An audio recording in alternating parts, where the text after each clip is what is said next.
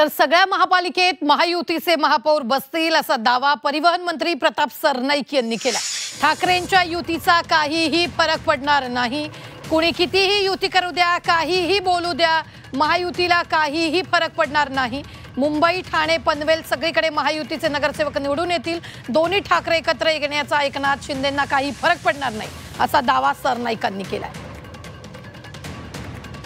MMR क्षेत्रामध्ये मुंबई असू द्या, ठाणे असू द्या, मीरा भाईंदर असू द्या किंवा पनवेल असू द्या, नवी मुंबई, सगळ्या कल्याण डोंबिवली सगळ्या महापालिकांमध्ये महायुतीची सत्ता येणार। कोणाला किती काय बोलू द्या, कोणी किती युती करू द्या, शेवटी महायुती ही भक्कम आहे आणि अशी भक्कम आहे की ज्या पद्धतीने 237 आमदार अपेक्षेपेक्षा जास्त निवडून आलेत, सर्वसामान्य जनतेला असं वाटत होतं की फक्त सत्ता येईल, परंतु 237 आमदार निवडून आले।